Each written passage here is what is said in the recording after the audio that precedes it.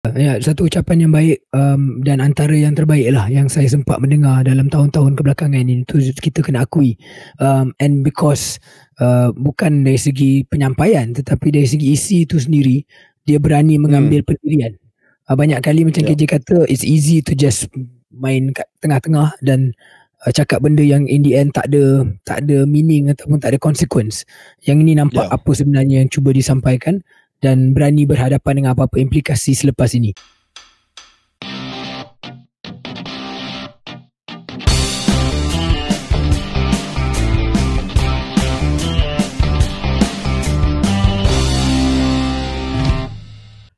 Assalamualaikum warahmatullahi wabarakatuh dan salam sejahtera. Terima kasih kepada semua penonton dan pendengar setia Keluar Sekejap kerana sekali lagi bersama dengan kami di KS, bersama dengan saya KJ dan saya Syaril Hamdan. Senior Syaril, donde estás? Masih di selatan Sepanyol, masih di Marbella pada saat ini. Oh, Marbella. ¿Qué tal? Suara dah tak ada disebabkan dalam urusan kerja saya ada riadah sukan padel dan dalam riadah sukan tu ada teriak dan menyebabkan saya hilang suara lah. Tapi nak tegaskan, riadah yang saya babitkan diri ni adalah riadah sukan di waktu siang, bukan riadah malam. Muy bien, muy bien. Tapi nampak macam Senior Syaril dah faham bahasa Sepanyol sebab saya tanya dalam bahasa Sepanyol, Syaril jawab. Maknanya tak perlu diterjemahkan. Dah tak biasa dah dengan sekarang, ya. Okey. Dan macam mana cuaca di Costa del Sol? Untuk makluman pendengar, Marbella berada di Costa del Sol, iaitu kawasan selatan negara Sepanyol yang berada di lautan Mediterranean, satu kawasan yang dikenali sebagai the playground of the rich and famous, and Syaril Hamdan. Not really. Yeah, and Syaril Hamdan is the point. Saya tidak tergolong dalam rich and famous lagi. Tetapi hanyalah sebahagian daripada individu yang mewarnai tempat yang agak menarik ini. Yang jadi, mewarnai. Ya. Saya sempat ke Granada, KJ, beberapa hari yang lepas. Syaril sempat ke Alhambra di Granada. Betul. Ya. Dan apa pandangan Syaril berkenaan dengan Alhambra? Satu lokasi yang memang sangat-sangat saya galakkan semua orang pergilah. Ini kali kedua saya sempat ke Alhambra, and I'm sure you've been there as well, KJ. It's quite a stunning place. It's quite a stunning place dan dengan sejarah tamadun keislaman yang ada di sini.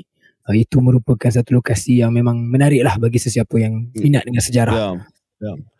Syaril sempat ke Cordoba? Tidak sempat lagi. Next time saya nak pergi Cordoba dan Seville. Ya, saya rasa next time Syaril berada di Sepanyol mungkin boleh ke Cordoba, kerana walaupun mezquita di Cordoba itu mungkin tidak sebesar Alhambra di Granada, tetapi bagi saya lah, saya pernah pergi kedua-dua, saya berpendapat bahawa mezquita di Cordoba tu mempunyai satu kesan yang sangat mendalam. Sebab kalau kita pergi ke mezquita, ia dahulu dibina sebagai sebuah masjid, tetapi selepas Reconquista. Oh yes, señor. Yes. They built a church. They built a church in the middle of the mosque. Quite something to see lah next time you're there. I'm sure Syaril banyak kali akan pergi ke Sepanyol memandangkan urusan kerja yang berterusan ni, insyaAllah. Anyway, saya baru saja pulang, tidak daripada lautan Mediterranean, tetapi saya baru saja pulang daripada Laut Cina Selatan. Itulah kemampuan saya berbanding dengan saudara Syaril. Saya baru saja pulang daripada Desaru, bukan Marbella. Desaru ni kira Marbella Malaysia lah, ya, Marbella Malaysia. Mana one and only ke? Tak, saya tak mampu one and only. Saya just mampu yang biasa-biasa sajalah. Saya pergi bukan untuk persidangan business T20. Saya pergi untuk Desaru Bike Week, Big Bike. Big Bike. Ini bukanlah macam Syaril kan, Forbes Magazine. Saya pergi untuk Big Bikers. Saya pakai topi Johor Southern Outlaws Bike Motorcycle Club ni.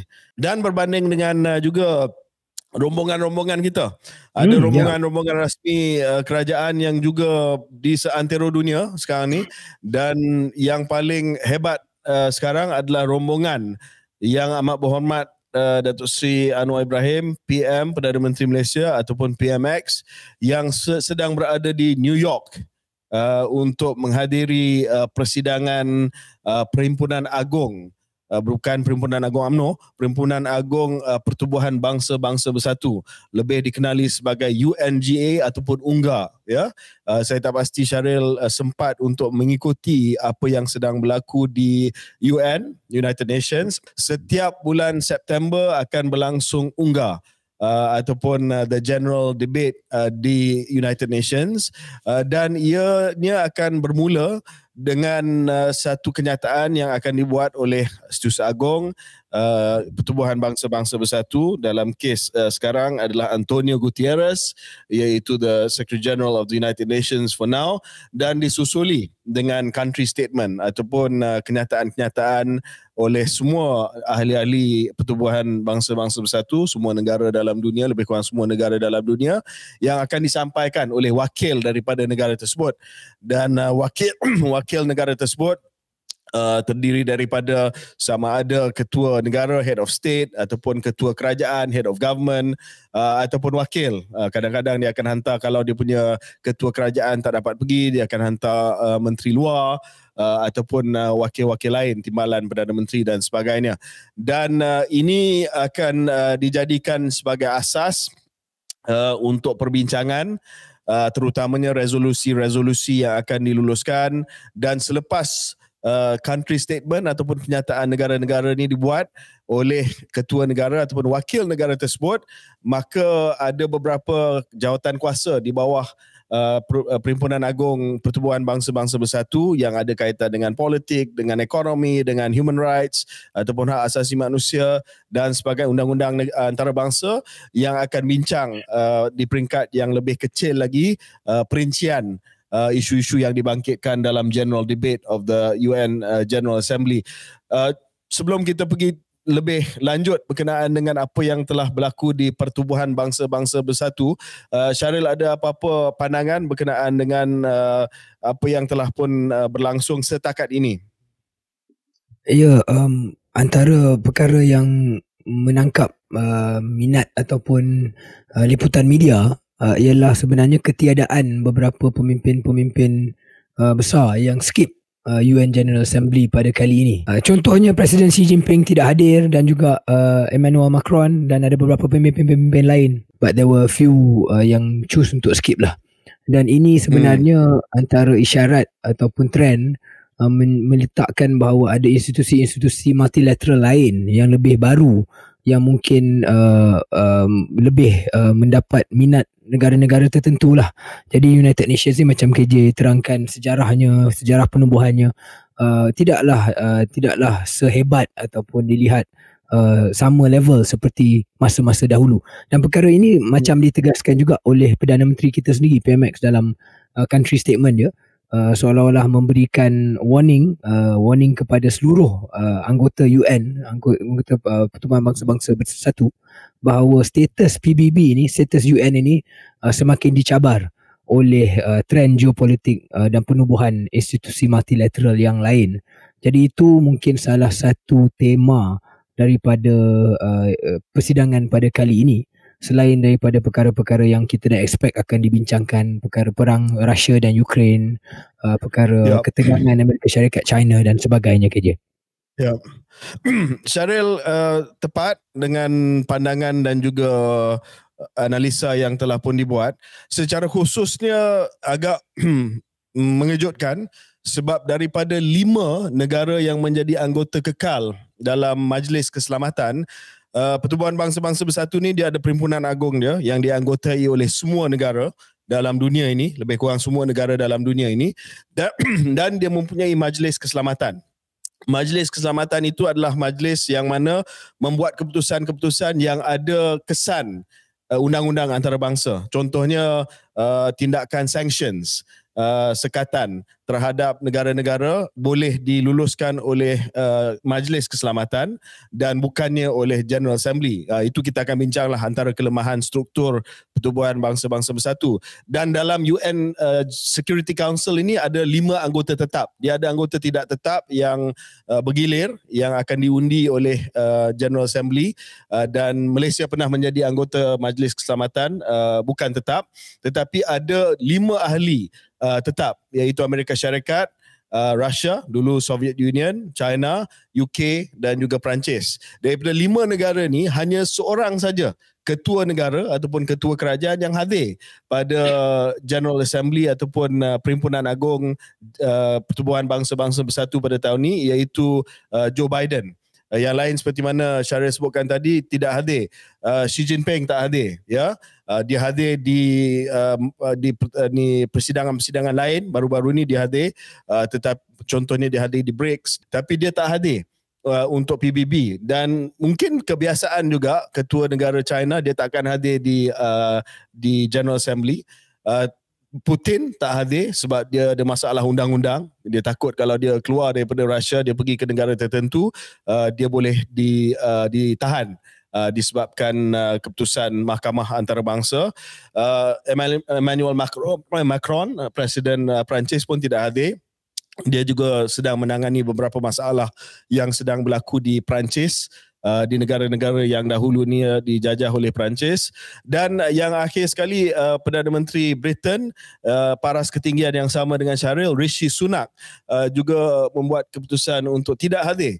Dan ini menyebabkan soal tanda tanya, dan observers UN pernah kata bahawa setiap tahun akan ada ketua kerajaan daripada P5, 5 negara ni dikenali sebagai P5, the permanent 5, ada yang tak hadir je.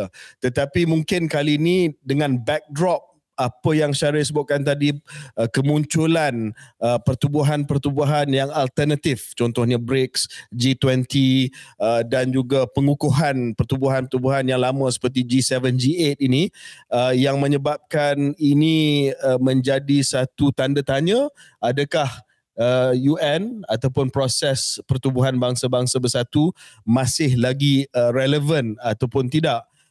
Kita akan pergi ke sana nanti. Cuma saya nak selesaikan dulu isu-isu yang remeh sikit lah berkenaan dengan kehadiran delegasi Malaysia di PBB. Dan kita nak clearkan benda ni dulu sebelum kita pergi ke the substance of apa yang telah pun disampaikan oleh PMX dan sebagainya. Pertamanya saya nak sebut bahawa ada banyaklah pertikaian berkenaan dengan rombongan yang pergi ke sana, sebab ada yang kita melihat bahawa ada rombongan ini terdiri daripada mereka yang nampak seolah-olah tidak memberi nilai tambah kepada rombongan. Ada ketua UMNO bahagian, ada yang dipetua daripada Dewan-Dewan Undangan Negeri, yang saya pasti bukanlah pakar dalam bidang hal ehwal antarabangsa. Saya percaya mereka tidak ada PhD dalam urusan international relations ataupun mampu untuk bercakap dalam bahasa Inggeris, tetapi mereka dibawa juga. Dan ini adalah amalan dulu-dululah, amalan biasa, tapi ada valid question ataupun soalan yang valid berkenaan dengan siapa yang telah membiayai rombongan tersebut, ya. Sebab saya masih lagi ingat Syaril, dulu Syaril pun berada di pejabat Perdana Menteri dulu, ini sering menjadi kritikan dahulu bila orang yang nampaknya tidak berkaitan dibawa. Dan pengalaman saya lah, Syaril, untuk makluman pendengar juga mungkin tak tahu, saya pernah berada di Pertubuhan Bangsa-Bangsa Bersatu sebagai seorang anak muda. Pada waktu itu saya baru saja tamat pengajian undergraduate saya di UK, menunggu keputusan untuk pergi ke ijazah sarjana di UK. Saya telah meluangkan 2 bulan di New York.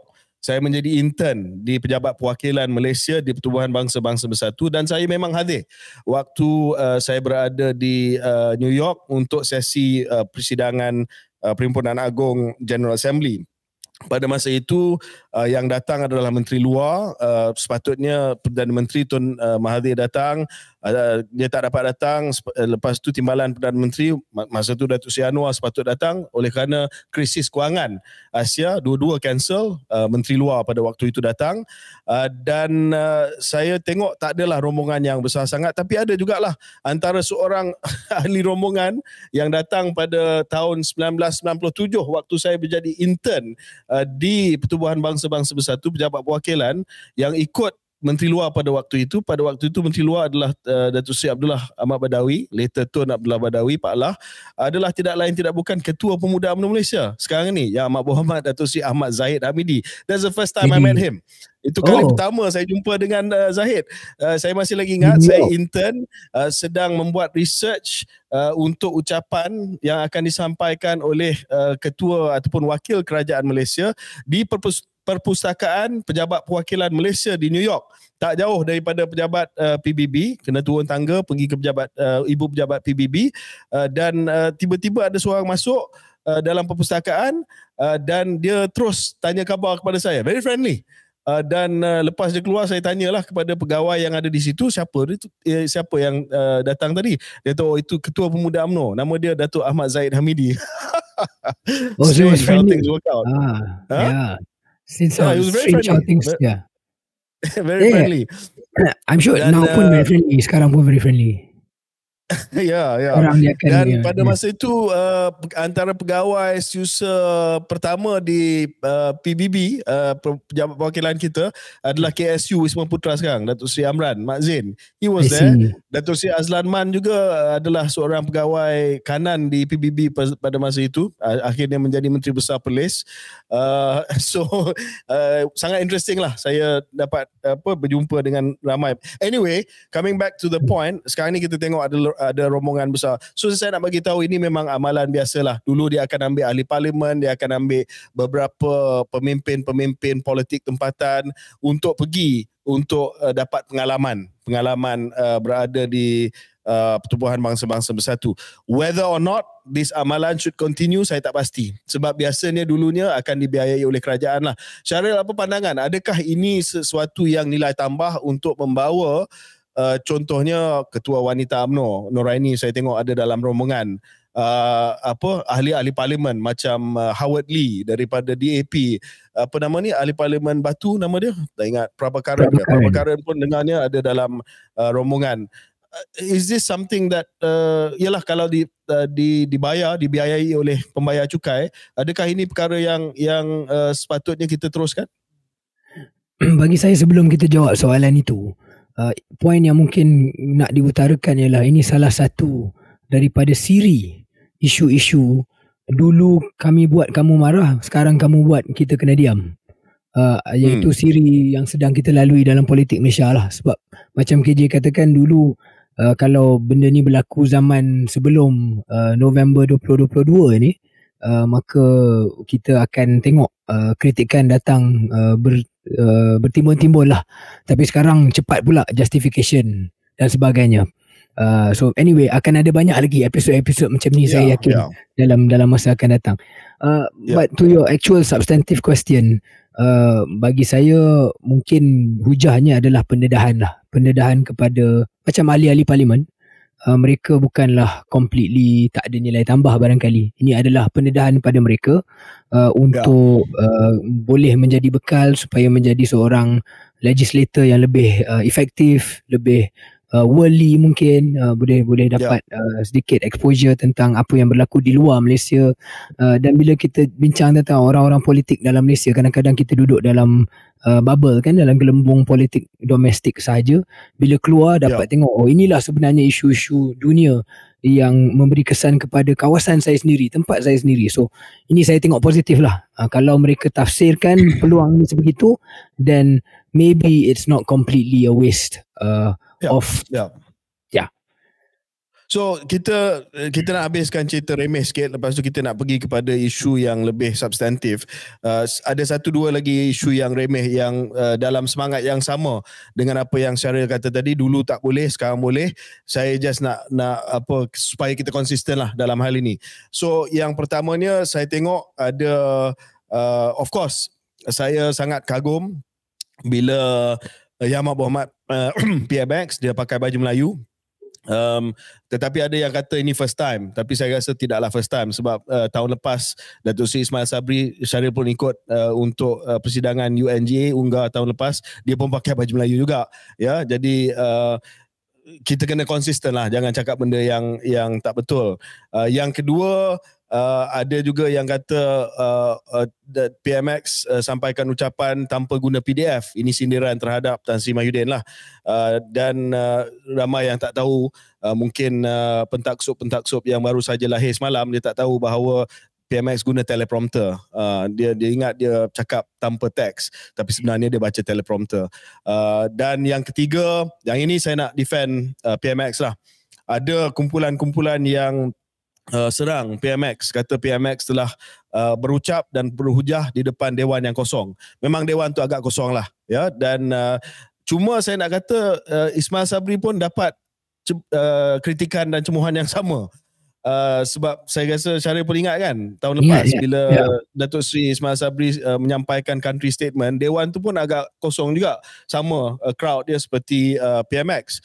Dan dalam hal ini sekali lagi lah, pentaksub yang lahir semalam dia tak tahu bahawa urutan ucapan ini bergantung kepada banyak faktor, bergantung kepada siapa yang sampaikan. So unfortunately Malaysia ni, kita adalah negara di mana ketua kerajaan bukanlah ketua negara. We are not the head of state is not the head of government. So dia akan bagi keutamaan kepada negara yang mana ketua negara adalah ketua kerajaan. Contohnya Presiden Amerika Syarikat, Presiden Perancis, di mana they are one and the same person. Tetapi kalau ketua negara atau ketua kerajaan, Prime Minister, dia akan pergi selepas ketua negara, if you notice that, Syaril. Dan yang kedua, dia banyak bergantung kepada timing. Saya masih lagi ingat saya sampaikan country statement bagi pihak Malaysia di Pertubuhan Kesihatan Dunia, samalah General Assembly. Ada dia, urutannya bergantung kepada macam-macam benda dan ada last minute trading dan sebagainya. Dan kalau kita dapat masa yang tak berapa cun, memang dewan itu agak kosong lah, sebab kita tak boleh mengharapkan 190 negara tunggu untuk mendengar setiap ucapan daripada setiap country ya. Saya masih lagi ingat waktu saya pernah tengok dulu Tun Mahathir, dia pernah dapat waktu yang cantik di mana dewan itu agak penuh, dan Tun Mahathir pada waktu itu dah dikenali sebagai seorang yang akan menyampaikan ucapan yang panas, yang dinanti-nantikan oleh the global south, oleh negara-negara Afrika, negara-negara Asia. Dia orang tahu Mahathir akan tibai negara-negara maju. So he had that reputation already.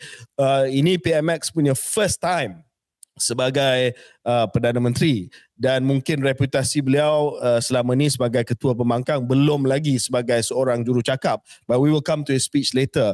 So maybe Syaril nak cerita sikit ataupun respon sikit kepada isu-isu yang saya bangkitkan tadi. Tak banyak saya nak tambah, kecuali ini reality lah. Reality macam KJ kata, urutan tengok siapa yang sekeliling ucapan Perdana Menteri Malaysia ataupun ucapan Malaysia. Tapi juga reality yang bukan pahit, tapi benda yang kita tahu selama ni, Malaysia bukanlah dalam liga perdana negara-negara dalam dunia ni. And that's the reality. Mungkin dalam konteks dan masa tertentu macam time Mahathir menjadi Perdana Menteri kali pertama, itu ada sedikit special case macam KJ terangkan sebab-sebabnya.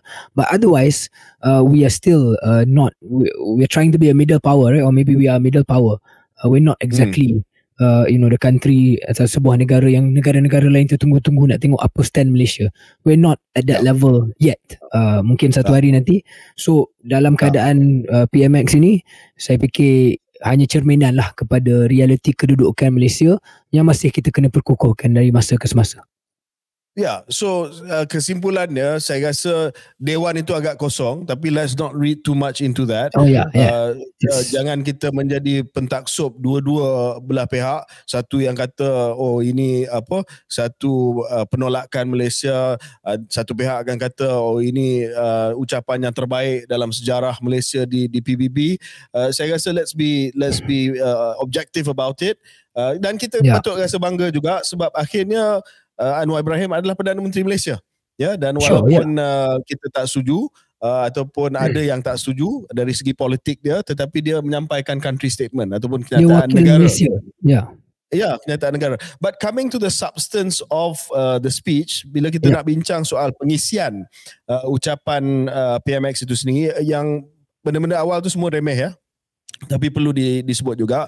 Tapi bila kita nak cakap soal the substance of the speech, pengisian kenyataan negara yang disampaikan oleh Datuk Seri Anwar Ibrahim di Perhimpunan Agung Pertubuhan Bangsa-Bangsa Bersatu, saya telah menonton sepenuhnya ucapan yang telah pun disampaikan oleh PMX dan telah baca semula.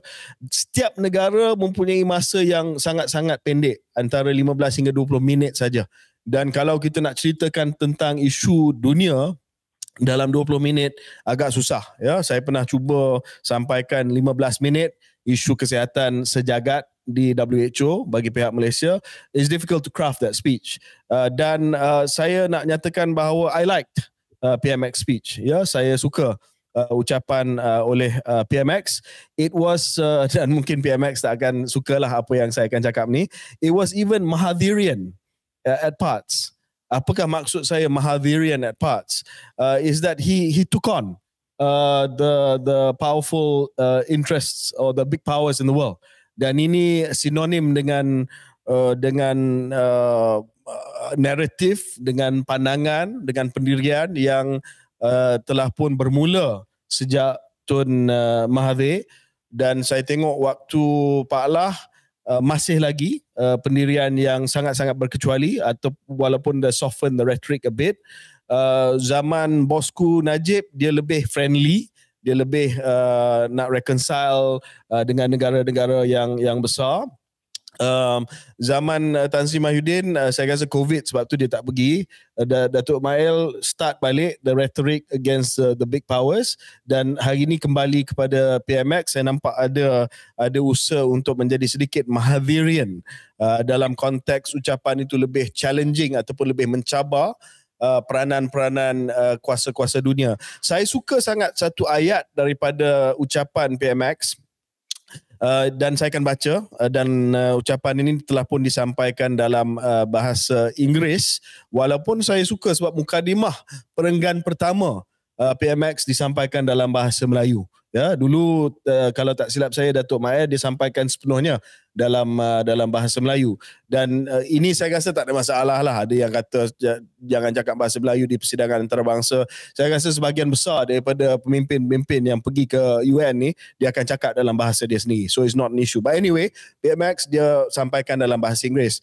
Cuma saya nak baca perenggan yang ketiga. Today, we find that the major powers and those that aspire to greater international status are increasingly casting the United Nations aside for smaller, supposedly more efficacious platforms. As the powers that continue to pay lip service to the imperative of multilateralism, we see the emergence of minilateralism instead, effectively becoming fragmented configurations of power. I think this is an interesting paragraph, Syaril. Yeah, I love that, the emergence of minilateralism. Ini apa yang kita sebutkan tadi, Syaril sebutkan tadi. Pemimpin-pemimpin kuasa dunia tak hadir di Pertubuhan Bangsa-Bangsa Bersatu. They cannot be bothered dengan sesi plenary yang besar yang melibatkan terlalu ramai, yang mungkin mereka rasa outnumbered. Ya, kuasa-kuasa besar rasa lebih ramai lagi pemimpin daripada negara-negara kecil yang boleh outnumber us di UN. Maka kita lebih bagi tumpuan kepada klub-klub yang kecil macam G7, G8, G20, BRICS dan sebagainya, ataupun perkumpulan-perkumpulan yang wujud di peringkat wilayah masing-masing, seperti di North America, di EU ataupun di ASEAN sendiri. So what do you think of PM calling out this minilateralism? I love that word. Yeah, it's not the first time. Bukan kali pertama saya come across minilateralism daripada wakil Malaysia KJ sebenarnya. The first time I heard it used was by Datuk Seri Hisham dalam Shangri-La Dialogue. Masa zaman Menteri Pertahanan bercakap lah di Shangri-La Dialogue. Sekarang ni zaman Menteri Pertahanan setakat ni tak bercakap lagi di dialog antarabangsa. Tetapi pada ketika itu, cara minilateralism ini diutarakan, macam KJ terangkan apa maksud minilateralism itu, perkumpulan-perkumpulan kecil dan hubungan diplomasi antara klub yang lebih kecil.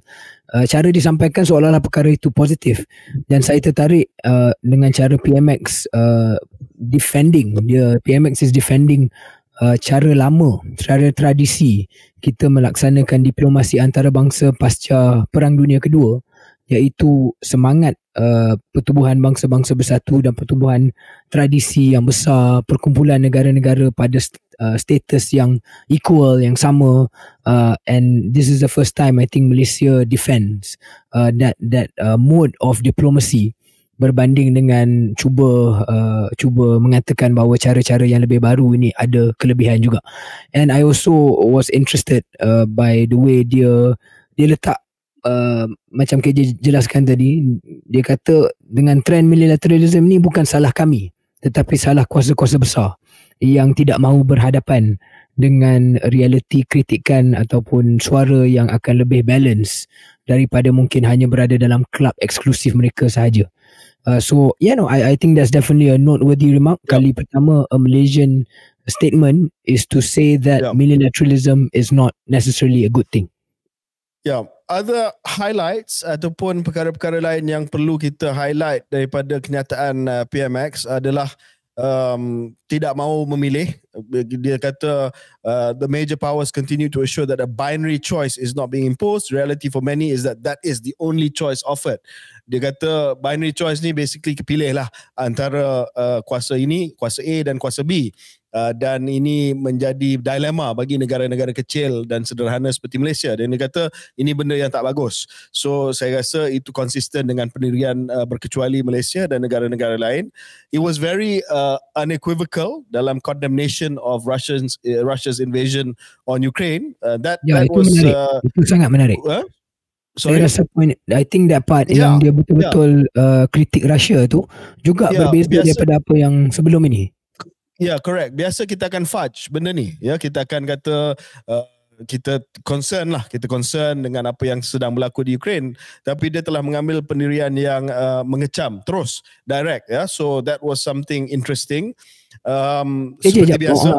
On that note, apa pandangan KJ tentang respon China terhadap statement yang agak unequivocal itulah, yang dilihat mungkin lebih pro Barat, pro Amerika Syarikat dalam hal Russia?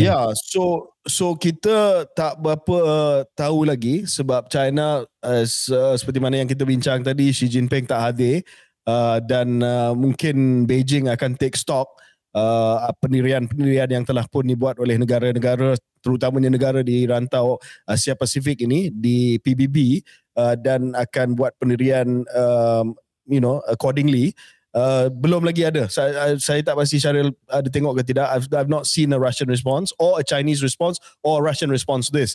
But this will be interesting, sebab nampak di dalam perenggan-perenggan yang berkaitan dengan Ukraine, PM very clear dan nampak agak pro kepada pendirian, terutamanya pendirian yang dibawa oleh Presiden Zelensky sendiri di Ukraine, daripada Ukraine datang ke PBB daripada Kiev untuk minta supaya there is this condemnation, there is this move to end the conflict.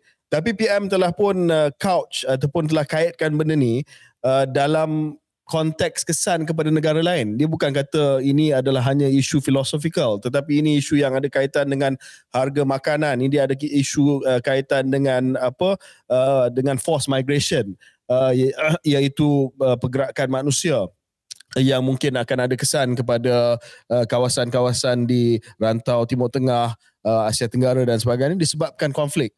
So saya nampak PM cuba bawa isu ni sebagai isu yang sejagat, yang mana cuba mengatakan bahawa apa yang sedang berlaku di sana akan ada kesan kepada kami di Asia Tenggara.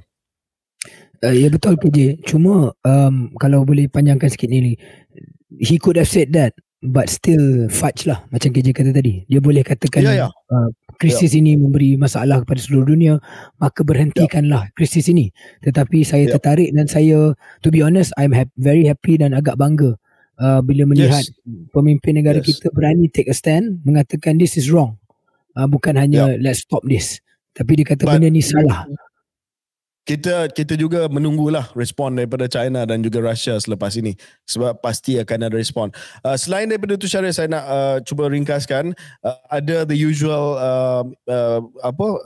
kenyataan berkenaan dengan Palestine yang memang biasa. Satu lagi part yang saya agak kagum adalah di mana PM menyentuh soal Afghanistan, di mana direct, saya sekali lagi baca, however we remain resolute and firm in our call on the authority of Afghanistan to reverse their exclusionary and discriminatory policies against women and girls. Denying their right to go to school is a violation of the teachings of Islam. So it's directly to the Taliban lah, walaupun dia tak kecam rejim Afghanistan di Kabul, Taliban, tapi dia kata ini adalah sesuatu yang tidak konsisten dengan ajaran agama Islam, dengan Charter UN Charter dan juga dengan kerangka hak asasi manusia. Again, good calling out, good calling out, brave. Yeah.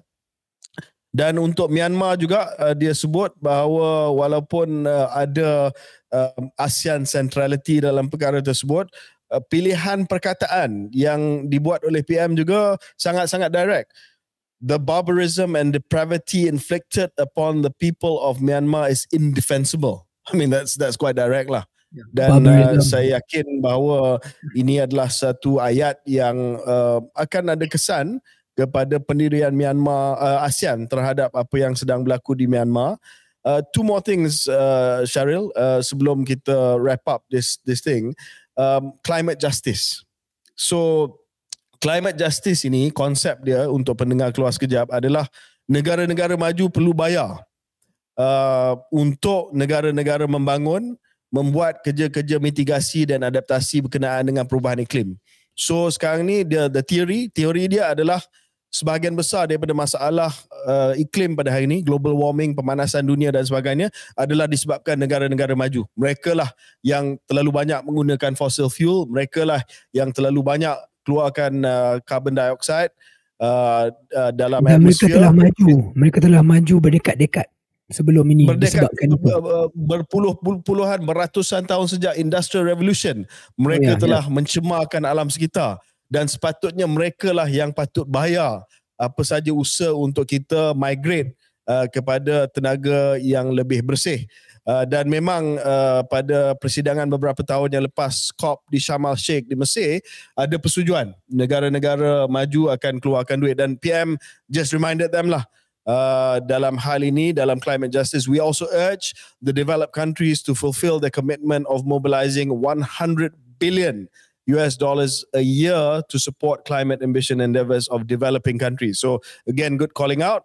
Dan dua lagi, SDG, very sad, Syaril, untuk makluman, pada tahun 2015 kalau tak silap saya, Pertubuhan Bangsa-Bangsa Bersatu telah tetapkan 17 SDG, Sustainable Development Goals, nak hapuskan kemiskinan, nak hapuskan kelaparan, nak pastikan ada pendidikan yang bermutu untuk semua yang semua di dunia ini, macam-macam lah, 17. Tetapi report card daripada Antonio Guterres, unfortunately at the halfway point, sebab ini dia punya target adalah tahun 2030, dilancarkan pada tahun 2015. Sekarang ni kita berada di lebih kurang halfway point. Saya baca 15% saja telah pun dicapai. Dan PM called this out as well. Dan last sekali dia cakap sikit pasal Islamophobia lah, pembakaran Quran, dan dia kata ini adalah satu tindakan Islamophobia dan provokasi yang tidak boleh diterima. So that's the overall pengisian. I think it's a quality speech, satu ucapan yang terbaik. Ya, satu ucapan yang baik, dan antara yang terbaik lah yang saya sempat mendengar dalam tahun-tahun kebelakangan ini, itu kita kena akui. And because bukan dari segi penyampaian, tetapi dari segi isi itu sendiri, dia berani mengambil pendirian. Banyak kali macam KJ kata, it's easy to just main kat tengah-tengah dan cakap benda yang in the end tak ada meaning ataupun tak ada consequence.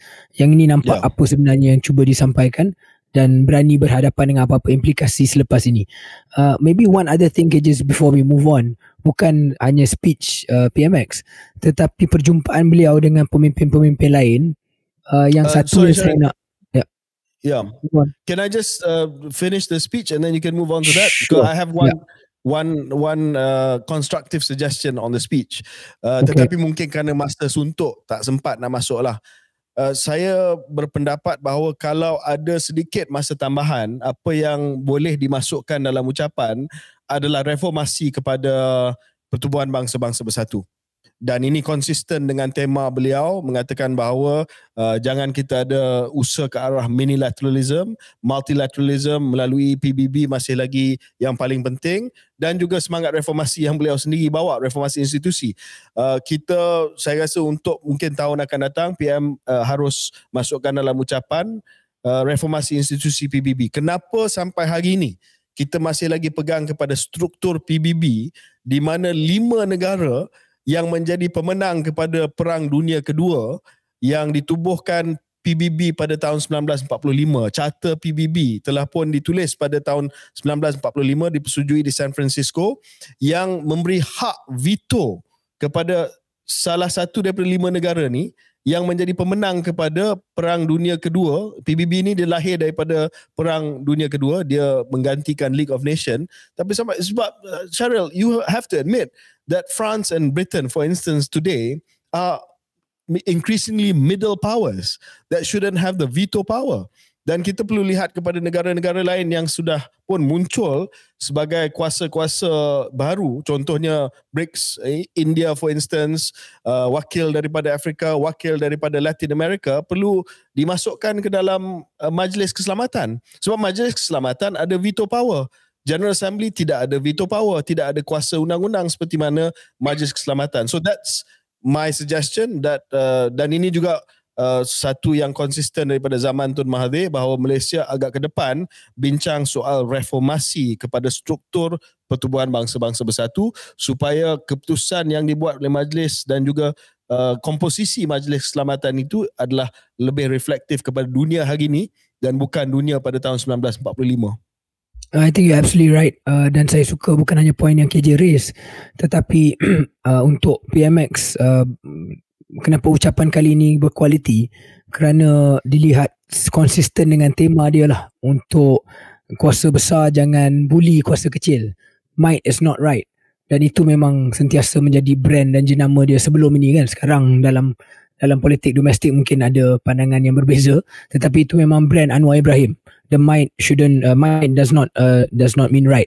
Maknanya kuasa yang ada kekuatan tidak boleh bully yang lebih kecil, dan harus ada kesaksamaan dan keadilan. Jadi mungkin itu yang menyebabkan speech itu, ucapan itu lebih bertenaga dan lebih ada dilihat berkualiti, dan atas semangat yang sama mungkin boleh menekankan soal reformasi institusi macam mana dibincangkan oleh KJ tadi. Yang saya nak tambah tadi KJ ialah soal perjumpaan beliau dengan Erdogan, Presiden Turki, yang saya tertarik ada joint statement, ada satu kenyataan bersama Turki dan juga Malaysia tentang Islamofobia. Konten kenyataan itu tidaklah benda yang surprising, tidaklah benda yang luar jangkaan, tetapi satu lagi isyarat bahawa bukan hanya hubungan Anwar Ibrahim dan Presiden Erdogan itu yang menjadi bualan, tetapi hubungan yang lebih erat antara Malaysia dan Turki sebagai mungkin satu paksi kecil kepimpinan dunia Islam yang lain daripada the traditional kuasa Timur Tengah lah, yang mungkin dikuasai ataupun dipimpin oleh Saudi. Jadi KJ, satu benda yang kita kena track, kerana kita tahu ada persaingan antara negara-negara Islam di rantau itu tentang siapa yang harus menjadi pemimpin nombor satu negara-negara Islam, dan nampaknya di bawah PMX kita lebih selesa dengan Turki sebagai mungkin paksi alternatif kepada apa yang setelah yang dunia telah biasakan diri sebelum ini. Ya, dan saya tengok ada usaha PMX, dia jumpa dengan Presiden Iran kalau tak silap saya juga, selain daripada Erdogan, dan kita perlu mindful lah rivalry yang sedang berlaku di kawasan Timur Tengah pada waktu ini. Sebab antara masalah dunia Islam selama ni adalah memang tak ada kesatuan dia. dan saya rasa PM kena navigate geopolitik di Timur Tengah ni dengan penuh dengan hikmah dan carefully lah ya, dan tanpa menunjukkan bahawa kita terlalu rapat dengan satu pihak ataupun pihak yang lain. Cuma I think that's the point. But the worry KJ is kita tahu mungkin negara-negara tertentu di Timur Tengah yang lebih tradisi kuasanya, they get very touchy, they get very sensitive tentang kalau kita dilihat lebih rapat kepada Turki, pada Iran dan sebagainya, dia might get touchy. Itu point saya lah, sebab PM dilihat sangat-sangat rapat dengan Erdogan, dan itu sudah pasti akan ada kesan lah kepada hubungan dengan negara-negara lain. So just be mindful of that. Okay, saya rasa banyak kita dah bincang soal PBB, dan saya harap pendengar pun rasa berpuas hati dengan kupasan yang mendalam berkenaan dengan proses yang berlaku di UNGA ataupun Perhimpunan Agung Pertubuhan Bangsa-Bangsa Bersatu. Kita akan break dan kembali selepas ini.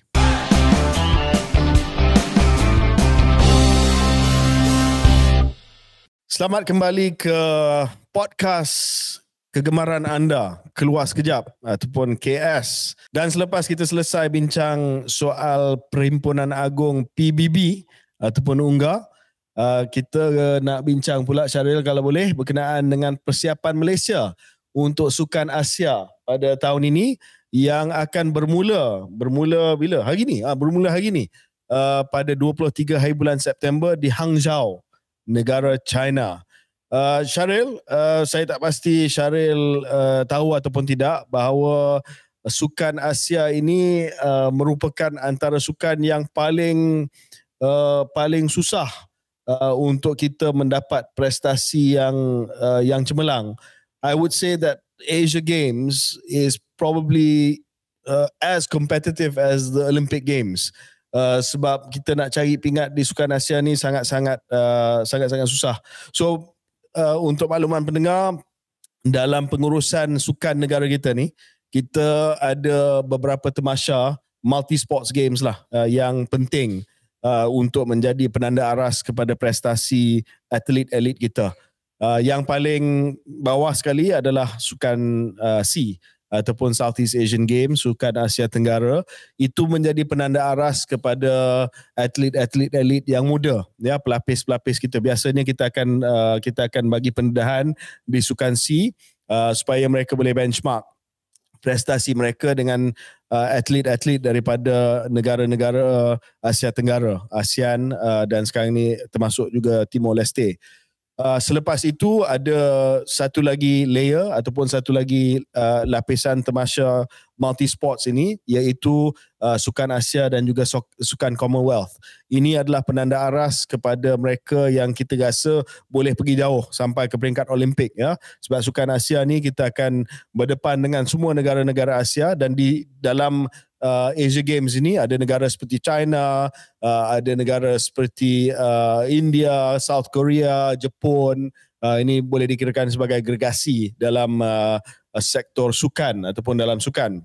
Sukan Commonwealth, kita biasa dapat pingat emas juga sebab ada sukan di Sukan Commonwealth di mana kita rasa kita mampu. Contohnya sukan terjun, sukan squash, juga menjadi tempat di mana di Commonwealth Games, walaupun Commonwealth Games ini melibatkan negara seperti Australia, United Kingdom, Canada, tetapi juga melibatkan negara-negara yang kita rasa kita kompetitif lah dengan negara tersebut, iaitu bekas negara-negara yang dijajah oleh United Kingdom yang menjadi ahli anggota kepada Commonwealth. And of course, the apex adalah Sukan Olimpik, di mana kita masih lagi belum mendapat pingat emas dalam Olimpik. Paralimpik kita dah, Olimpik kita belum lagi. Dan Sukan Asia ni adalah antara temasya multi sports yang sangat-sangat kompetitif. Cuma Syaril, saya ingin bincang sikit. I know Syaril tak ada pengalaman secara langsung dalam sukan ataupun industri sukan. Tetapi first, let me ask you, Syaril, sebagai seorang pemerhati biasa, sebagai seorang penyokong kontingen Malaysia yang tidak pernah di KBS ataupun tidak pernah terlibat dalam persatuan sukan, do you think as a lay person, ini soalan menarik, kita perlu ada sasaran pingat bila kita pergi ke temasya-temasya yang besar seperti Sukan Asia, Sukan Olimpik dan sebagainya? Saya rasa itu salah satu untuk menarik minat dan perhatian rakyat Malaysia mungkin. Kalau ada sasaran. Jadi dalam satu temasya yang mengambil masa yang lama, kadang-kadang kita nak tahu cara nak hook ataupun nak tarik, kekalkan minat orang. Mungkin kita akan cakap, okay, kalau target kita 10, sekarang ini kita berada di 6, tinggal 4 lagi untuk kita sampai. Mungkin itu salah satu sebab lah. Selagi ia tidak memberi tekanan yang tidak bagus kepada atlet-atlet yang pergi, maybe that's the downside.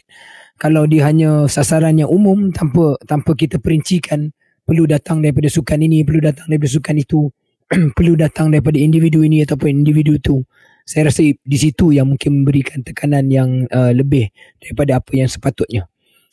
Dan mungkin kalau saya boleh, itu jawapan saya KJ, tapi saya nak tambah sikit perhatian saya lah. Saya seperti mana KJ tahu, selain minat bola sepak, sukan yang sebenarnya saya betul-betul minat tonton adalah kriket. Dan di Sukan Asia, pasukan kriket wanita kita telah pun sampai ke suku akhir dan mengejutkan tim yang lebih tinggi ranking dunianya, iaitu Hong Kong, on the way ke suku akhir lah. Tapi sampai di suku akhir, malangnya disebabkan kriket ni adalah sukan yang kalau hujan tak boleh main, maka game itu abandon. Dan apabila game itu abandon, bukannya dia main balik, tetapi disebabkan suku akhir itu bersama dengan India, maka India secara automatiknya menang disebabkan ranking mereka lebih tinggi. Jadi saya ada message dengan kapten kriket pasukan kriket wanita Malaysia, Winifred Duraisingham, yang juga berasal daripada Banting. Sebab tu saya bercakap dengan beliau dan dia ceritakanlah itulah peraturan yang telah ditetapkan oleh Sukan Asia, and I find that a bit unfair lah, to say the least. Anyway, just a little share. Sharing of cricket. Okay. Saya ingat Syaril minat dengan sukan bina badan, bukan kriket. Saya rasa bina badan ni dia tak adalah sampai pihak Olimpik dan Sukan Asia kot, sebab ada banyak keraguan tentang klasifikasi bina badan ni sebagai sukan. Tapi dulu saya sokong bodybuilding ni, dalam SEA Games kita pun ada bodybuilding dan sebagainya. Anyway, saya tidak. Itu hanyalah rekreasi. Rekreasi dan sukan lain-lain. Okay. Cuma berbalik kepada isu sasaran ni. Saya nak kupas sedikit lah isu ni, sebab waktu saya berada di Kementerian Belia dan Sukan, isu ni memang satu isu yang kita pernah bincang. Untuk makluman pendengar, kali ini Ketua Kontingen Negara ke Sukan Asia, Datuk Chong Kim Fat, ini chef de mission kita yang dilantik untuk menjaga segala kebajikan dan pentadbiran kontingen ataupun pasukan Malaysia yang pergi ke Hangzhou. Dia tidak mengumumkan pingat emas, sasaran pingat emas. Dia hanya mengumumkan sasaran keseluruhan. So amalan biasa sebelum ini adalah umumkan sasaran pingat emas. Okey, di Sukan Asia tahun ini kita akan sasarkan contoh 7, 8 pingat emas. Dan ada kalanya dia hanya umumkan sasaran pingat saja, dia tak sebut sukan mana, tapi pengulas sukan tahulah lebih kurang pingat emas itu akan datang daripada sukan mana. Tapi kali ini Ketua Kontingen Datuk Chong Kim Fat telah umumkan overall target 27 pingat. Tak ada warna, emas, perak, gangsa tak sebut, tapi dia kata 27 daripada 13 jenis sukan tanpa menamakan sasaran emas di Hangzhou. Saya nak cakap sikit tentang ini. Saya tahu apa yang Syaril kata tadi. Biasanya kalau kita ada sasaran pingat emas, dia akan menjadi satu motivating factor lah kepada rakyat Malaysia yang sedang mengikuti. Kita ada sasaran 7, dah sampai 5, go team Malaysia supaya kita dapat 2 lagi. Alasan yang diberi oleh Ketua Kontingen Negara kita, oleh Datuk Chong, adalah bahawa dia tak nak meletakkan pressure kepada atlet kita. Saya rasa ini adalah judgement call dari masa ke semasa. Dari masa ke masa, from time to time, dari masa ke masa, ini adalah judgement call oleh pihak-pihak yang bertanggungjawab. Syaril, saya pernah buat keputusan ini dan saya akan explain kenapa. Pada tahun 2014 di Tamasya Asia di Incheon, Korea Selatan, dan juga di Tamasya Commonwealth di Glasgow, Scotland, kita tidak mencapai sasaran pingat emas. Dan selepas 2014, moral ataupun semangat kontingen dan juga atlet kita sangat down, dan juga termasuk pentadbir sukan, Majlis Sukan Negara, dan juga termasuklah Persatuan Sukan. Saya waktu itu menteri. Dan tiba Sukan C tahun 2015 di Singapura. Dan saya telah buat keputusan untuk tidak umumkan sasaran pingat emas. Saya umumkan sasaran keseluruhan saja dengan alasan yang sama. Sebab bagi saya, Syaril, siapa yang bertanggungjawab, dia mesti menjadi seorang yang melindungi atlet kita. Akan ada yang tak setujulah dengan pandangan saya, tapi saya lebih berperanan pada waktu itu sebagai manager sebuah pasukan EPL. Bukan dari segi teknikal, itu tugas jurulatih. Tetapi saya manager dalam erti kata, I try to manage the locker room sebagai Menteri Belia dan Sukan. Dan pada waktu itu terlalu banyak tekanan terhadap atlet kita untuk mencapai pingat emas. I wanted to shield them. Dan akhirnya kita telah mendapat prestasi yang bagus di Sukan C Singapura tahun 2015. Dan itu telah menjadi catalyst kepada kebangkitan kita, the best Olympics ever pada tahun 2016. Tahun 2017 kita telah mendapat 6 juara dunia dan juga juara keseluruhan Sukan C. So to me, managing the dressing room, so to speak, managing the pressure, saya telah buat keputusan berdasarkan kepada pandangan saya pada waktu itu untuk melindungi, dan akhirnya kita telah melihat bahawa ada outcome daripada keputusan saya. Jadi bagi saya tahu ada banyak pengulas dan juga penganalisa sukan yang kata, oh ini tindakan yang tak berani, ini tindakan yang merendahkan kemampuan atlet kita. Tapi saya rasa is a judgment call, dan mungkin sebab prestasi Sukan C kita yang hambar, telah pun dibuat keputusan untuk tidak umumkan supaya tidak ada pressure, dan mengambil pendekatan seperti mana yang saya ambil pada tahun 2015 di Sukan C. So saya rasa bagi saya ada negara yang tak umum pun sasaran, tapi Malaysia menjadi salah sebuah negara yang umum. I tell you why, Syaril, is important that walaupun kita tak umum pingat emas, sasaran pingat emas, ada juga pengumuman sasaran. Sebab satu, penanda aras. Mesti ada penanda aras, whether we are doing better or worse. Yang kedua, ini berkaitan dengan pembiayaan. Sebab banyak negara, contoh negara UK, dia punya pembiayaan sukan oleh badan yang membiayainya, kerajaan ataupun badan-badan persatuan sukan, akan bergantung kepada prestasi kontingen tersebut di Tamasya yang berkenaan. Kalau dia tak mencapai sasaran, they will adjust their funding accordingly. So saya rasa itu perkara yang penting yang perlu kita tahu. Tetapi dalam kita menentukan sasaran, kita juga kena realistik lah. Kadang-kadang kita kena ambil kira soal prestasi dan juga keadaan atlet kita. Contoh Azizul Hasni Awang, Datuk Azizul Hasni Awang umumkan bahawa beliau tak dapat pergi ke Hangzhou untuk Sukan Asia sebab mengalami kecederaan. So we have to take that into consideration. Kita harap Shah Firdaus akan menang pingat di sana, tapi we have one gold medal contender yang memang tak ada di Hangzhou anymore. So semua perkara ni perlu diambil kira lah. Cuma ini lebih kepada observation saya sebelum kita tutup topik ini. Sasaran ini diumumkan oleh Ketua Kontingen Datuk Chong Kim Fat. Masa saya jadi menteri, saya yang umumkan. Ini juga different school of thought. Ada menteri yang tak nak disalahkan, so dia minta Ketua Kontingen umumkan sasaran tersebut. Ada buffer lah.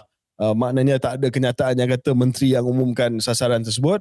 Tetapi saya lebih kepada menteri yang nak take ownership, sebab saya nak kena jaga dressing room. Saya manager keseluruhan ekosistem sukan Malaysia. It's a different approach lah. Ada menteri yang nak hands off, yang nak plausible deniability. Bukan saya yang umumkan benda ni, orang lain yang umumkan benda ni. Ada yang take the bull by its horns, I suppose, dan akan mengalami kritikan, ataupun bila berjaya tak dapat apa-apa lah. Tapi bila things go bad, as in 2014, of course saya mengalami kritikan, but it's okay. I took responsibility for it. Any last words on this?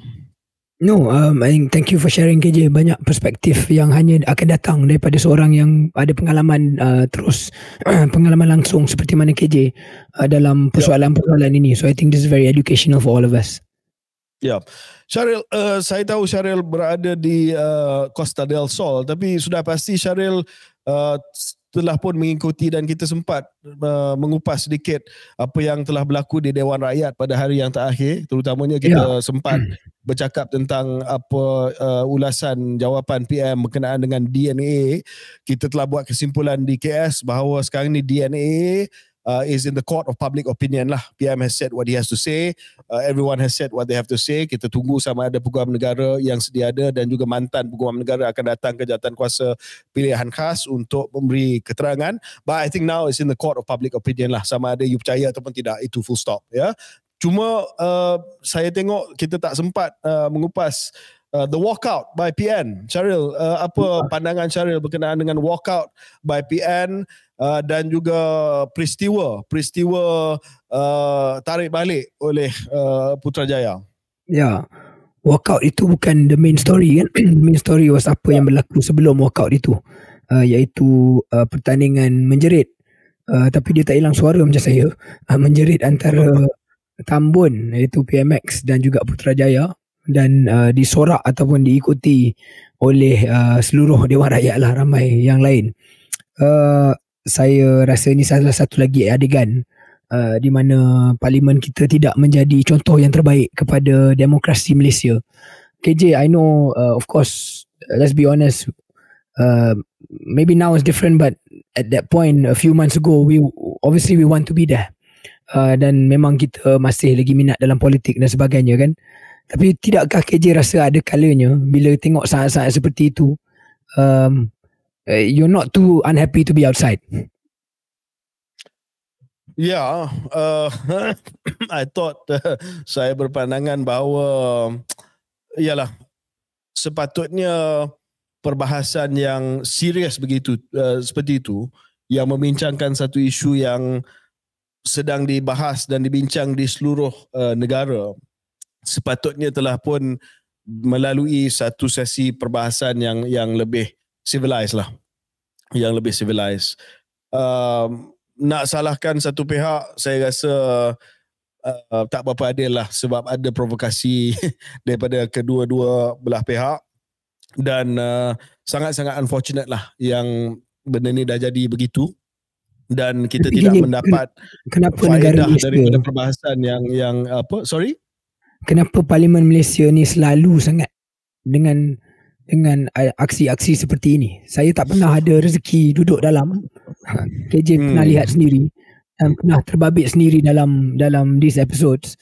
I'm sure maybe there were moments KJ pun ada mainkan peranan dalam adegan-adegan seperti ini. Tapi sekarang of course. Saya pun ada juga beberapa peristiwa waktu penggal pertama bila jadi backbencher. Adalah juga adegan-adegan yang nakal sedikit ni. Tetapi itu lebih kepada pertikaman lidah dengan backbenchers daripada pihak pembangkang. Tetapi untuk perkara yang sangat penting macam ni, di mana nak membahaskan soal keputusan yang telah pun mengubah persepsi rakyat keseluruhan berkaitan dengan politik tanah air pada hari ini, ia berakhir dengan walkout tersebut, sangat sedih lah. Saya rasa Parlimen Malaysia ni tidaklah dysfunctional macam parlimen di setengah negara lain, sampai ada kursi terbang, ada yang memukul antara satu sama lain. Itu berlaku. We have not reached that level lah. Tetapi saya rasa it was not one of the finest days of Malaysia's parliament. Yeah, exactly. That's my point. But anyway, back to the substance of what actually happened. Saya kira. Dan sorry, one more thing, Syaril. Saya berpendapat lah, dan Putrajaya pun sahabat saya juga, bekas ahli jemaah menteri bersama dengan saya. I thought he fell into the trap. Saya rasa PM tahu apa dia buat. Ya, dia kesan Putrajaya gelak ataupun cakap sesuatu dan dia single out. Itu memang klasik PMX lah. Dia akan cuba single you out, dan biasanya you just let it go lah. ataupun you say something equally provocative and just sit down, tapi dia macam jatuh dalam perangkap PM dan akhirnya berlaku yang apa yang berlaku lah. Yeah, exactly. That was exactly what I was going to say. Provokasi oleh PM tu semua orang boleh nampak, tapi taklah perlu direspon seperti mana direspon oleh Putrajaya.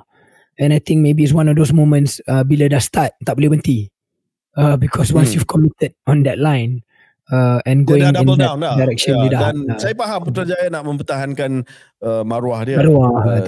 Seolah-olah dia dituduh membuat sesuatu yang menyalahi peraturan dan undang-undang. Tetapi ialah the outcome of what happened, kena tengok jugalah kesan kepada persepsi apa yang telah pun berlaku. And anyway, I also think that Putrajaya potentially scored an own goal politically. Dalam hal inilah, dalam episod kecil ni, tak adalah nak mempersahkan, tapi dalam episod kecil ini mungkin dia score own goal, kerana kalau dia buat seperti mana KJ cadangkan, iaitu just give a quick response, quick witty response ataupun diam saja, maka banyak fokus akan pergi kepada provokasi PM itu sendiri yang mengatakan seolah-olah kamu buat juga tanpa sebarang bukti, dan mungkin analisa dan komentar akan zoom in kepada satu lagi keadaan ataupun satu lagi contoh di mana pentadbiran PMX kadang-kala melemparkan tuduhan-tuduhan tertentu tanpa lagi backup with evidence and facts. Dan kita pernah cakap benda ni tentang tuduhan rasuah kepada individu tertentu. It's not backed up by any data ataupun by any evidence yet, right, that we know. Jadi kalaulah Putrajaya tak mengambil pendekatan seperti mana yang dia ambil, mungkin perkara itu yang akan dibincangkan. Instead now we are talking about Putrajaya's angry and prolonged tirade dalam parlimen. Satu lagi perkara mungkin unsolicited nasihat yang tidak diminta untuk Perikatan Nasional. PM Perdana Menteri kali ini adalah lain daripada Perdana Menteri sebelum ni. Kalau Perdana Menteri sebelum ni, dia tak akan engage dalam pertikaman lidah macam ni. They will take a more statesman-like approach to parliamentary affairs. Dan saya pernah tengok Perdana Menteri daripada Mahathir, Pak Allah, Najib, Mahyudin, Ismail Sabri, they don't do what PMX does. It's a good, it can be a good or bad thing, that's up to you. Tapi PMX dia memang antara Prime Minister yang suka provoke balik, suka combative. I mean, true to his street fighter punya background lah. He's definitely not a statesman in Parliament. So you have to be careful bila nak engage dengan kalau sebelum ini saya nampak Perdana Menteri dia tak akan provoke macam tu lah. That's a style. I mean, you can like it, you cannot like it, that's up to you, ya. Tetapi it is an observation. Perdana Menteri kita kali ni dia akan engage dalam benda-benda macam ni, di mana Perdana Menteri sebelum ini lebih pendekatan yang agak bernegarawan dan tidak akan engage provokasi macam ni lah. Yep. Ya. Okay, Syaril, just satu benda yang kecil tapi ini soal isu post-truth lah. Apa dia kebenaran dalam keadaan politik yang sangat polarized ni. Dan ini berkenaan dengan kebenaran adalah relatif. Ini tapi mesti ada kebenaran yang objektif, Syaril, sebab it's either yes or no. Dan ini berkaitan dengan gambar yang tular, gambar yang berhormat Datuk Ikmal Hisham Abdul Aziz, ahli Parlimen Tanah Merah, yang ada satu pihak yang kata dia sedang isap vape dan ada satu pihak yang kata dia sedang isap pen. Dan ini, I mean, this is classic post-truth, Syaril. Bergantung kepada pasukan mana yang you menyokong. Dan saya sempat baca komen-komen di media sosial yang mati-mati kata dia sedang hisap vape, dan dia telah keluarkan kenyataan bahawa dia tak hisap rokok. Dan yelah, nanti orang akan kata kita juga menyumbang kepada post-truth. Saya kenal Ikmal, dah lama dah saya kenal Ikmal, dah 20 tahun saya kenal Ikmal, sejak kami berdua dalam Exco Pemuda UMNO Malaysia. He doesn't smoke, he's never smoked. Dan saya tahu dia tak merokok. Jadi tapi bila dia keluar kenyataan bahawa itu zaman sebelum ini. Mungkin sekarang dia setelah duduk di kerusi pembangkang berdepan dengan Perdana Menteri yang hebat seperti Tambun, Dia dah start vape lah. Mungkin. No.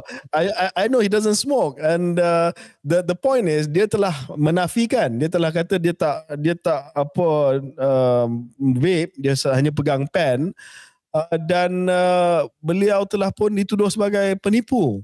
So the point is not so much Ikmal sama ada dia pegang vape ataupun dia pegang pen, is that politik kita dah polarize sampai tahap di mana benda yang simple macam ni, yang di mana ada objective truth. Ini bukan soalan subjektif. Ini soalan objektif tau. Betul ataupun tidak. Ini pun jadi pertikaian. Saya tak pastilah apa maknanya untuk politik sekarang ni, di mana bila dah ada objective truth dan sekarang ni speaker pun dah kata dia akan buat siasatan dan akan melihat kepada kamera rakaman CCTV sama ada dia tengah hisap pen ataupun hisap vape. Tapi mungkin nasihat saya kepada ahli parlimen, tak payah nak hisap pen lah, sebab mungkin akan dituduh sedang hisap vape. Yang dulu hisap vape tu sebelah saya memang jelas lah Hisham ni, he admitted to it. Ya, tetapi Datuk Seri Hishamuddin dalam hal ini, I mean the soal substantif dia, Syaril, adalah kenapa dalam dunia politik sekarang ni kebenaran objektif pun tak boleh dicapai. Somebody will ask what is a pen? Apakah erti pen? Dia akan sampai ke tahap itu. Adakah itu pen? Saya adakah itu pen? Anyway, ada yang tulis apa masalah dia kena hisap pen?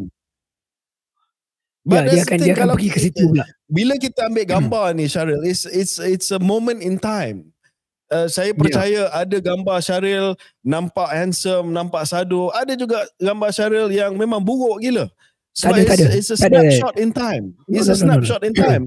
Ada gambar saya sedang memejam mata saya di parlimen dan akan ada orang kata, oh KJ tidur di parlimen.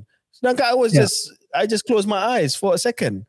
So you know, this is kind of thing dalam keadaan yang post-truth ni lah, yang mana tim A akan percaya kepada ni, tim B akan percaya kepada ni, dan orang yang tengah pun confused. Dia pun confused. So anyway, so Syaril, ada satu lagi isu yang menarik yang ini juga soal post-truth jugalah. Ini berkaitan dengan timbalan Menteri Perdagangan Dalam Negeri dan Kos Sara Hidup, Yang Berhormat Puan Fuziah Saleh. Dia telah buat laporan polis di Kuantan, Syaril, disebabkan ada video yang tular, video yang mana beliau telah pergi ke pasaraya, kalau tak silap saya, dengan RM200 untuk membeli barang-barang perlu, untuk menunjukkan bahawa dengan RM200 dia boleh dan mampu untuk beli barang-barang dapur yang diperlukan. Tetapi katanya video ini dimuat naik semula, diviralkan semula dalam keadaan di mana ada isu dengan beras, isu dengan kenaikan harga-harga sayur, harga-harga barang dapur dan sebagainya. Dan dia kata ini adalah satu concerted effort, satu usaha berunsur fitnah untuk menghasut rakyat agar mempercayai video lampau yang tidak berkaitan dengan keadaan semasa. Syaril, kalau macam tu, kita semua buat laporan polis lah. Berapa banyak video, Syaril tak pastilah, video Syaril yang di-recycle semula, yang tidak mengikut konteks semasa. Berapa banyak video saya yang diviralkan semula, yang tidak ikut konteks semasa. Saya pernah cakap soal makmal kos sara hidup pada tahun 2015-14 masih lagi ditularkan semula sebagai sesuatu yang dikecam. Can we make a police report, Syaril, on something that we said before, yang orang sekarang ini call out, yang orang sekarang ni pertikaikan berdasarkan kepada keadaan semasa. Dan untuk makluman, video YB Fuziah ni bukannya lama sangat. Sekarang bulan September. Dia buat video tu pada bulan Julai. Bukan bertahun-tahun. Berbulan-bulan saja. So what do you think of this post-truth issue, Syaril? I don't know if this is post-truth or this is satu lagi episod di mana they can't take the heat. They can dish it out but they can't take it. Dan bagi saya, sebagai timbalan menteri, kalau dikritik seperti ini bukan soal yang tak boleh handle ataupun isu yang tak boleh diuruskan. Terangkan sajalah apa yang dimaksudkan ataupun apa niat dibuat, hadapi kritikan and then move on lah. Yang nak kena buat police report ni saya tak faham. Saya rasa Malaysia ni dah terlalu banyak benda yang kita report pada polis dan buang masa pihak polis dalam hal-hal seperti ini. Dan saya setuju dengan KJ. Polis nak siasat berdasarkan kepada apa? Apakah jenayah Video tu yang memang dia akan wujud. buat? Ya. Video tu memang ada. So polis nak siasat berdasarkan kepada apa? It is a waste of police time. Yeah, it's a complete waste of police time. Dan macam KJ kata, bukanlah aksi yang dibuat bertahun-tahun dulu. And saya tak pasti apa jenayah apa yang dibuat apabila dikritik hal seperti ini kan, ataupun ditafsirkan. So for me, but the other thing to talk about beyond cakap pasal report polis adalah tindakan ahli politik.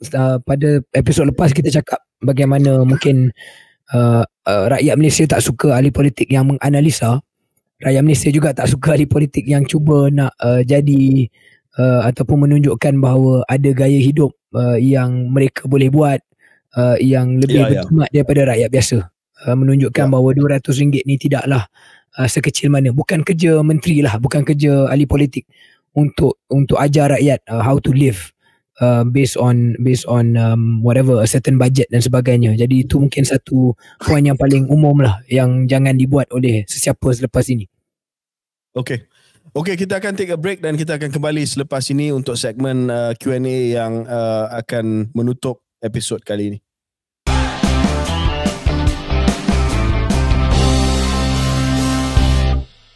Selamat kembali ke episod Keluar Sekejap bersama dengan saya KJ dan Ramli Sarip. Dan kita akan tamat dengan Q&A. Sebelum itu saya terlupa, hari ini adalah hari penamaan calon di Don Pelangai. Iaitu di Parlimen Bentong di negeri Pahang, susulan daripada pemergian Datuk Johari sewaktu kemalangan yang telah pun berlaku. Dan kita tengok ada pertandingan tiga penjuru iaitu Barisan Nasional, PM dan calon bebas. Calon bebas ni kalau tak silap saya adalah calon UMNO, pemuda UMNO yang telah pun disebut akan dipecat daripada UMNO. Dia adalah ahli pemuda UMNO, Syaril, yang telah pun membuat keputusan untuk bertanding bebas. Saya tak ada apa-apa lah nak tambah sangatlah, cuma kita akan tengok sebab Pelangai ini adalah kursi kubu UMNO dulu, kursi yang telah pun diwakili oleh Datuk Seri Diraja Adnan Yaakob yang telah pun menjadi Menteri Besar Pahang untuk beberapa penggal, banyak penggal, dan kita tengoklah sama ada pengaruh UMNO Barisan Nasional sekali lagi akan terus terhakis di Pelangai nanti. Ya, saya rasa we'll wait and see lah, Syaril. Tak perlu kita mengulas sangat. Kita pergi kepada beberapa soalan-soalan yang kita telah terima daripada pendengar dan penonton yang mungkin kita akan jawab 3-4 soalan. Sebab ramai yang seronok dengan soalan-soalan yang telah pun kita jawab dalam episod sebelum ini. Ya, Syaril mungkin nak mula? Ya, let's go with this. Berapa banyak sneakers yang KJ ada? Saya banyak sebenarnya. Saya tak pasti berapa banyak, tapi memang dia ada yang collect, yang menjadi hobi, yang collect benda-benda yang tertentu. Saya suka kepada kasut, suka sneakers. Tapi soalan dia adalah itu bukan sepenuhnya soalan ni kan? Hobi T20 lah, untuk kutip sneakers ni. Tak ada. Dia hobi T20 ni dia pergi ke Marbella, dia meluangkan masa di Costa del Sol, itu baru ni lah T20. Tapi dia ada minta pandang ni, ditanya juga di manakah saya beli stokin saya. Stokin ini ni saya nak dia soal oleh IM Faris. Ya, stokin ini sebenarnya daripada syarikat tempatan. Ni bukan ditaja ya. Tail Socks, TALE, Tail Socks. Boleh tengok di Instagram, syarikat tempatan lokal. Dan dia buat corak batik dan juga corak-corak kain plekat dan sebagainya. Boleh support lokal, ya. Syaril, ini soalan untuk Syaril daripada Baha Basri. Apakah Syaril akan mengkhianati KJ if dapat peluang macam ahli-ahli politik yang sebelum ini? Ini soalan yang sangat-sangat bagus. Ini soalan yang paling bagus dalam sejarah Keluar Sekejap. Tidak, kerana saya dah lama bersama dengan KJ, dan walaupun KJ sentiasa risau, KJ agak paranoid yang saya akan tikam dia, tetapi sebenarnya terbukti saya tidak buat perkara itu selama ini, dan saya harap paranoia itu boleh dialihkan dengan segera. Mungkin satu hari nanti keluar sekejap akan di-host oleh orang lain dan Syaril akan tampil seperti Datuk Seri Azmin Ali dan kata bukan saya yang tikam KJ, KJ yang tikam saya. Itu ada kemungkinan, itu ada kemungkinan. Ya, okey. Okay. Apa lagi? Kuliana Uwais tanya soalan, any thoughts on PN's SG4? State Government 4. Okay. State Government 4 ini adalah kononnya kerajaan-kerajaan negeri yang dipimpin oleh PAS. Perlis, Kedah, Kelantan, Terengganu telah pun menyatakan bahawa mereka nak jemput Tun Mahathir sebagai penasihat, dan ada yang menggunakan berita ini sebagai satu tanda untuk mengadu domba lah, kata ini nak mengganti Mahyudin dan sebagainya. Syaril, ini soalan dia lebih kurang macam ni lah. Apakah Syaril rasa Tun Mahathir masih lagi ada semangat? Tu memang ada semangat, dia kita tahu bersemangat, tetapi dia masih lagi ada relevance dan juga nilai tambah untuk menjadi penasihat kepada negeri-negeri SG4. Dia ada nilai tambah sebagai penasihat. I'm sure dia ada pandangan dia sendiri. Tetapi dari segi optik kepada luar, dia bukan dia menunjukkan bahawa seolah-olah dia not looking to the future lah, tidak pandang ke hadapan. Kerana apa kita cakap tentang Tun Mahathir yang baik sekalipun, saya rasa semua boleh setuju, he is not the man for the future. He is a man of the past and adalah individu yang ada banyak jasa dan sebagainya, but he's not the man of the future. Jadi bila ambil dia sebagai sebagai formally penasihat dan sebagainya, akan nampak macam tak boleh move on lagi lah. Jadi bagi saya dari segi itu agak negatif dalam konteks itu. Dalam konteks pengisian nasihat dia, saya yakin ada yang baik. Okay, Syaril, last one from you. From me maybe. There's one from me yang serius sikit. Kita tak bincang panjang selama ini, tapi ada satu soalan. Jimo, mohon komen mengenai Azhar Ali, fellow perdana, bagaimana dia boleh terlepas tapisan. Ini adalah, saya rasa tak perlu terangkan, semua yang mengikuti media sosial akan tahu apa yang kita maksudkan ini. Iaitu seorang individu yang telah buat kali kedua ada helah ataupun ayat biasa dia yang kalau direct kita cakap yang scam lah, yang scam kerajaan buat kali kedua, dan scam rakyat Malaysia buat kali kedua. Dia soalannya macam mana dia boleh terlepas tapisan. KJ adalah pengasas kepada Perdana Fellow, so maybe you can share a bit KJ about what kind of tapisan yang sepatutnya KBS buat. Tapi sebelum saya serah pada KJ, I have to say rakyat Malaysia pun agak lucu lah melihat episod ni berlaku atas dua sebab. Satu mungkin sebab dia suka bila yang kena scam adalah ahli politik dan kerajaan.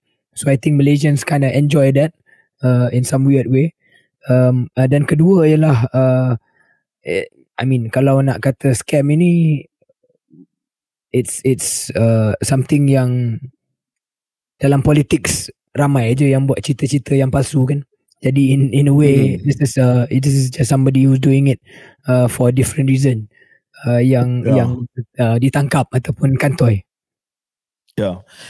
So saya kali pertama saya ada interaksi dengan orang ni, apa nama ni, Azhar. Adalah masa saya berada di Kementerian Sains, Teknologi dan Inovasi. Dia buat tweet yang dia menang pertandingan di NASA. So saya ada baca tweet tu dan I didn't pay much attention to it lah, sebab saya rasa agak benda yang pelik sikit. Tetapi saya tengok selepas itu Tan Sri Mahyudin sebagai PM dan juga Datuk Noraini, kalau tak silap saya, Menteri Pengajian Tinggi, ucapkan tahniah di tweet. So saya pun tak fikir, dan I admit it was my fault. Saya pun tak fikir, tak semak. Saya pun ucapkan tahniah sajalah kepada dia. dan didapati bahawa itu scam. Dia tak menang pertandingan NASA, dan saya telah pun tweet selepas itu bahawa ini pengajaran kepada semua lah, termasuk saya sendiri, bahawa patut kita semak dan usul periksa dahulu sebelum kita membuat memberi ucapan tahniah kepada mana-mana pihak. Tetapi in my defense, I suppose, itu hanya tweet saja. Dan saya rasa threshold untuk kita buat due diligence untuk tweet tu, walaupun perlu, tidaklah setinggi threshold ataupun keperluan kita buat due diligence ataupun usul periksa semakan terhadap orang yang akan memohon untuk kerja. Dan dalam hal ini waktu saya mengasaskan fellow perdana di Kementerian Belia dan Sukan, saya pastikan supaya bila kita buat pengambilan fellow ni mesti ada tapisan yang ketat, ya, termasuklah cek benda-benda basic seperti kelayakan universiti mereka dan juga sama ada apa yang mereka kata itu benar, mereka telah menang pertandingan-pertandingan yang besar dan sebagainya, boleh kita buat cek. So saya rasa di situ mungkin sekretariat lepas pandang dan kita harap bahawa tidak akan berlaku lagi. Sekali lagi, ini adalah peringatan kepada saya sendiri juga, ya, saya tak nak tuding jari kepada satu pihak. Saya telah buat tweet yang saya tak cek sendiri, tetapi dalam hal ini lagi serius sebab ini mengambil kira pengambilan kerja yang saya rasa sekretariat fellow perdana di KBS patutnya melaksanakan tapisan dan juga semakan yang lebih mendalam dalam hal ini. Tapi Mamat ni memang confident level dia 1000. Saya rasa there's something to this lah.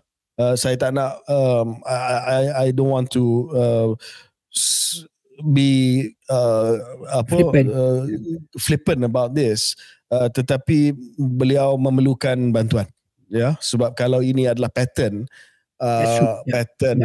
penipuan ataupun pattern perangai tingkah laku daripada orang ini, saya rasa on a serious note dia perlu bantuan, ya, whether it's counselling, whatever it is, sebab kalau kerja dia asyik misrepresent, dan saudara Syaril telah bangkitkan sesuatu yang mungkin disebut dengan cara yang remeh, glib tadi, bahawa orang politik pun selalu buat benda ni. Saya rasa we have to encourage people to check satu, dan kita kena encourage orang, kalau anda tidak mempunyai kelayakan tersebut tak payahlah nak claim, ya. Saya rasa Syaril, kita pun tahu kawan-kawan kita dalam arena politik yang memang, I mean, you know, they clearly didn't do an MBA, or they did this MBA, yang beli MBA ni lepas tu tulis dalam profile nak jadi calon ada MBA.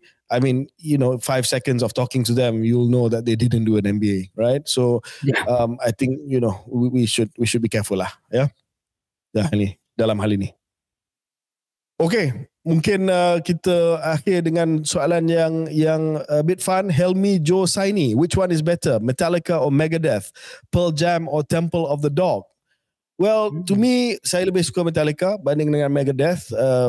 I like the songs better, I like the music better. Pearl Jam and Temple of the Dog, tak pasti Syaril tahu ke tidak, tapi Temple of the Dog ni adalah kumpulan sementara yang diasaskan oleh Chris Cornell, penyanyi Soundgarden, sebagai tribute kepada sahabat dia Andrew Wood, nyanyi Mother Love Bone yang telah meninggal dunia, menghimpunkan a few band members who later on became band members of Pearl Jam. Mike McCready, Eddie Vedder was a guest. Ada lagu yang famous, Hunger Strike daripada Temple of the Dog, tapi saya rasa one album only, so it's difficult to compare lah, sebab Pearl Jam went on to have a much a longer career and discography than Temple of the Dog, which I think was a one-off. Yeah, it was a one-off. But what was special ialah kedua-dua penyanyi itulah, Chris Cornell dan Eddie Vedder dalam satu album. And even though it was a one-off, I think some of the songs were magical because of the combination of the two voices. Oh yeah. So I think if you want to listen, you know, Hunger Strike is the most famous song from that album, the Temple of the Dog album. Tapi kalau nak dengar suara Eddie Vedder dan the vocal range of the late Chris Cornell, Be Yourself, listen to that song and you really see that combination, magical combination, as you say. Yeah. Okay, so we've that's it. discussed, you know, everything from the permanent members of the Security Council to the vocal range of Eddie Vedder and Chris Cornell in Temple of the Dog this episode. Saya rasa good value. Terima kasih Syaril. All the best in Costa del Sol. Semoga dapat jumpa dengan George Clooney, dengan Brad Pitt, dengan apa bintang-bintang T1 yang lain di mana saja anda berada sekarang ni. Itu kepalsuan sekali lagi, kepalsuan. Tarik balik. Tarik balik. Okey, terima kasih.